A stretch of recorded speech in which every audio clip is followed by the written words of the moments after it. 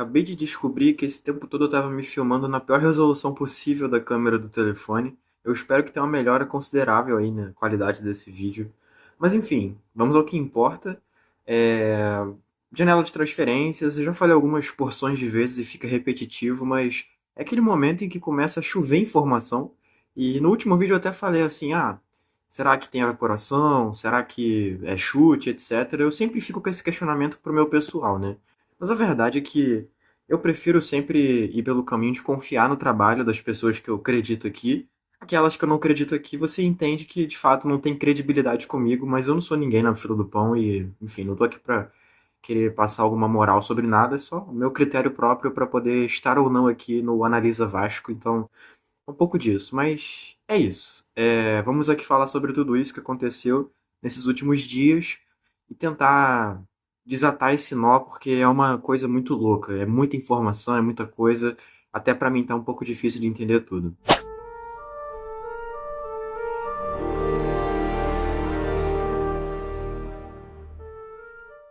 Fala Vascão, seja bem-vindo a mais um vídeo. Eu sou Eduardo Alves, apresentador desse e de todos os vídeos aqui do canal. Eu tô aqui para falar um pouco sobre as principais informações envolvendo o Vasco nesses últimos 2 a 3 dias, né? Nosso último vídeo acho que foi ao ar no sábado, e até então a gente não teve tanta coisa nova para falar, porque esse final de semana, vamos combinar, foi bem tranquilo até, graças a Deus. Eu prefiro finais de semana tranquilos, porque a gente consegue, enfim, refletir sobre as coisas e trazer assuntos de fato pertinentes e não ficar tanto preso à pauta quente e tal, mas acaba que isso dura pouco, costuma durar pouco no Vasco, né? O normal é a gente ter sempre uma coisa quente para ficar falando sobre, e não é diferente, né? Eu tô gravando esse vídeo agora à meia-noite, né? Dia 25, né? No caso, a quarta-feira, mas comecei a gravar no dia 24. Então vamos para as principais informações que a gente teve, né? Foi um dia em que praticamente foram 4 informações. A primeira delas, o interesse do Shabab Al-Ali, do Emirados Árabes Unidos, do zagueiro Luiz Gustavo, que é cria da base, faz parte do elenco principal, atuou no Carioca principalmente, chegou a atuar no Brasileiro e na Sul-Americana também, já com o Fernando Diniz no comando, né? Mas ele perdeu a vaga recentemente para o Lucas Freitas, que vem sendo aí o titular. Quem sabe Maurício Lemos volta para essa pausa aí como titular também. A expectativa sempre vai ser essa, porque é o zagueiro com mais nome, junto ao João Vitor, desse elenco, né? Então, vamos ver. Mas a probabilidade máxima é o Lucas Freitas. E aí, correndo por fora, vem o Luiz Gustavo, que já teve sua minutagem com o Diniz, que já falou algumas vezes sobre ele, que gosta muito dele. E esse interesse do Al-Shabaab Al-Ali, a informação vem do veículo UAE Kick, né? Seria, no caso, Emirados Árabes Unidos Kick, chuta, né? Enfim, um nome um pouco mais prático, assim, né? Que é um jornal, né? Aparentemente. Admito que eu não conheço, né? Obviamente, né? Não acompanho muita mídia do dos Emirados Árabes Unidos, né?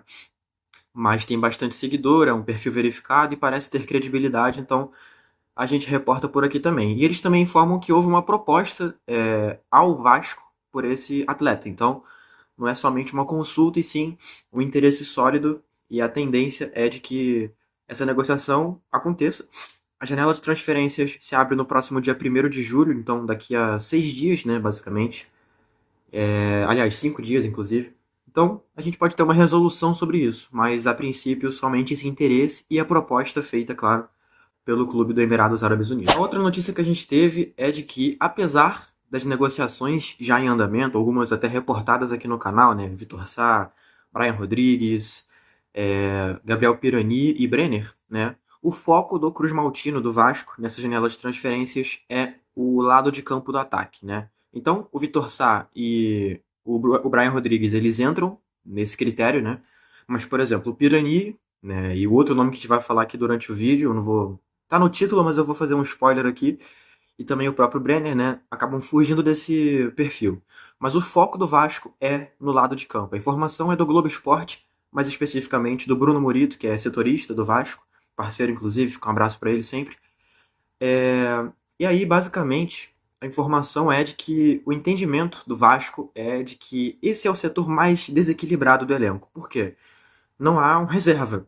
Aliás, reservas adequados para o nível do time titular. Os titulares do lado de campo do ataque são o Nuno Moreira e o Ryan, né? Então, o entendimento é que não tem reservas com nível para poder suprir.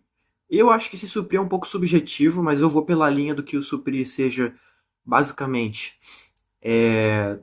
não cair tanto assim o nível. Não acho que tem que ser um cara que jogue no mesmo nível que eles. Acho que o conceito de reserva ele é bem claro quanto a isso, né?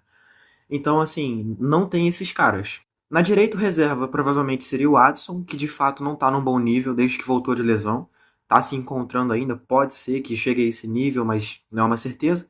O Benjamin Garré, que da mesma forma até agora não encontrou esse nível, não se firmou no time titular, não faz hoje uma competição pela vaga da ponta direita, até porque o Ryan está no alto nível, tudo bem, mas mesmo assim, o Garré quando entra costuma estar bem apagado, não consegue produzir tanto assim.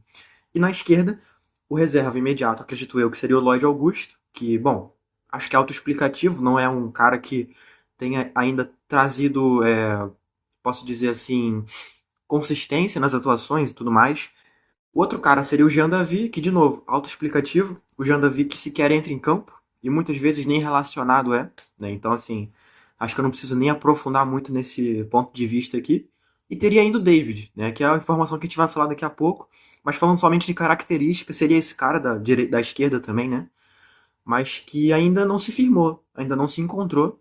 Até porque não entrou em campo esse ano, né? Mas vamos ver. Pode ser que ele consiga agregar ao elenco. Mas não é uma certeza, então a ideia é trazer jogadores para trazer nível para essa posição e competição também, é claro, né? Porque é óbvio, não adianta nada você ter os jogadores para melhorar. Você tem que ter o cara que já vai trazer algo. Porque essa reta final de temporada ela é crucial, fisicamente, tecnicamente. Então, você ter opções é sempre muito bem-vindo. Eu não acho que seja um pensamento repudiável da diretoria. Inclusive porque ele vai de encontro com a informação que a gente deu alguns vídeos atrás, de que há uma barca de jogadores para sair do Vasco. Seriam eles o Jean Davi, o Alex Teixeira, o Juan Sforza e o Lucas Oliveira, né, o zagueiro.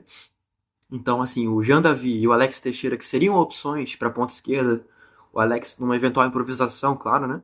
Então, considerando essas saídas, vindas seriam muito interessantes. Minha visão pessoal, acho que uns dois pontas seriam, assim, seria benéfico para o Vasco, né? Mas tem que avaliar tudo isso, assim, custo, salário, vide os erros cometidos na última janela do meio do ano, né? Que foi com o Jean Davi, com o Emerson Rodrigues, o próprio Alex Teixeira, né? Enfim, o Souza também, que já foi embora, o Emerson também já foi embora. Então, vide esses erros, eu acho que tem que ter uma cautela muito grande. Mas eu acho que sim, são vindas muito interessantes para esse projeto que tem, esportivamente falando, até o final da temporada. Bom, eu falei há pouco a informação que a gente, né, vai repassar aqui, mas que tem a ver também com essa coisa do perfil e tal. Então, um jogador que foge a esse perfil de ponta, né? Mas eu tô falando aqui do Thiago Mendes, que está na mira do Vasco. A informação, verdade seja dita, foi dada em primeira mão pelo Na Torcida Vascaínos e confirmada posteriormente pelo Globo Esporte. É um volante brasileiro de 33 anos que defende as cores do Al Rayyan do Catar nesse momento, que é o clube do Roger Guedes, inclusive, né? E o Vasco enfrenta a concorrência do Santos, do São Paulo e do Atlético Mineiro pela contratação dele. Ele tem 4 meses que sofreu uma grande lesão, está se recuperando dela. Ele chegou a ficar um tempo fora até de campo e tudo mais, do gramado, né, vamos dizer assim. Ainda não voltou ao alto nível que ele vinha apresentando antes.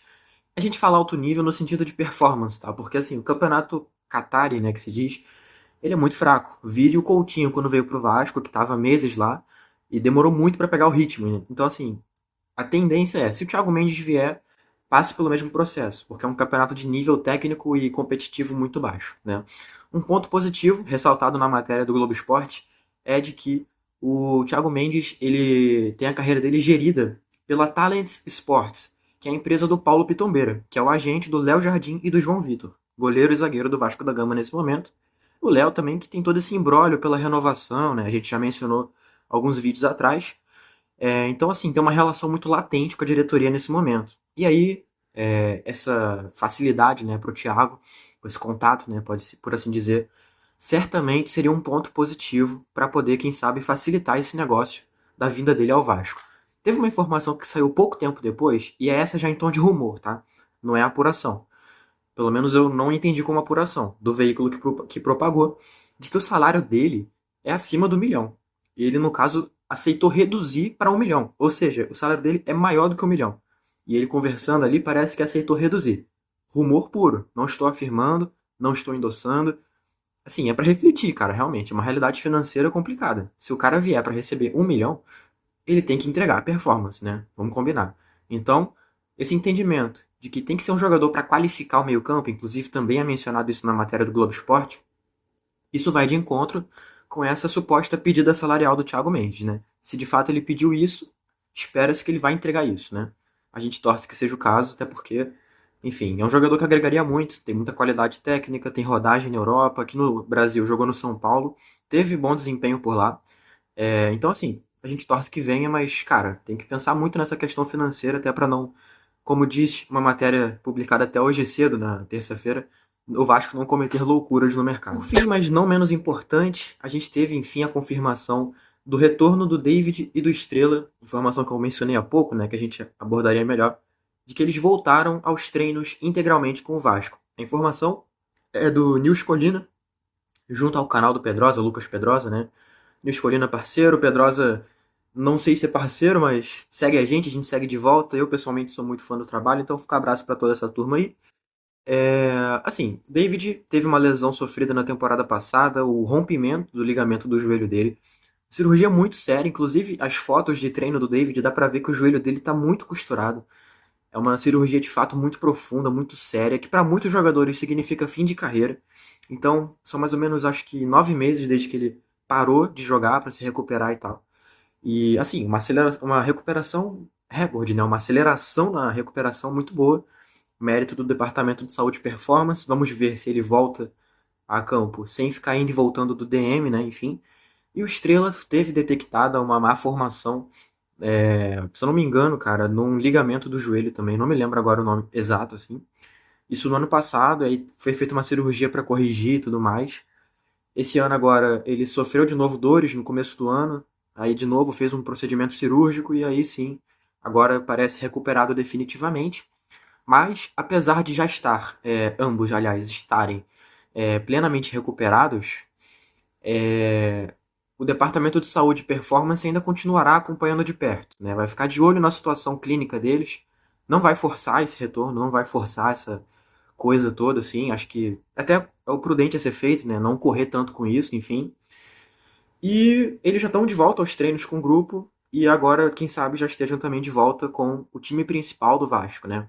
Podendo até ser relacionados para as partidas e, enfim, poder voltar à lista de relacionados do técnico Fernando Diniz. Aliás, voltar em relação a Vasco, né? Porque não chegaram a atuar nem a ser relacionados, né? Sob o comando do Diniz, que está mais ou menos um mês e meio no comando técnico do Vasco. Ainda não teve a oportunidade de utilizá-los. E como eu falava há pouco, né? A questão de posições e tal, o David como ponta esquerda, ele foi vice-artilheiro do Vasco na temporada passada, só atrás do Verratti. O que já mostra como que ele é um cara que é importante para esse time. Vice-artilheiro e foi segundo que mais participou em gols, né? Deu assistências importantes também. Então, assim, isso que ele atuou meia temporada, por assim dizer, porque ele se lesionou mais ou menos em agosto ali. Então, essa reta final de temporada ele teve fora. A gente torce que ele volte naquele mesmo nível, que ele não tenha novas lesões. É um jogador que eu considero muito importante e que agora tem não tanto essa obrigação de performar, porque tem o Nuno Moreira deitando e rolando.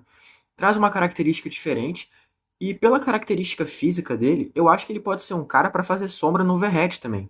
É um cara que tem posição física, que tem velocidade, que tem técnica. Pode, em alguns momentos, ser o centroavante, quem sabe, no momento que o Verratti estiver ali um pouco mais cansado, ou então até que o Diniz queira explorar um outro modelo de jogo. E o caso do Estrela é um jogador jovem, ainda vai ter tempo para se consolidar, para poder performar. A gente espera que ele já volte direto para o elenco principal, que não passe tanto tempo assim no sub-20, a gente já possa vê-lo em campo, porque é um jogador que tem muito talento.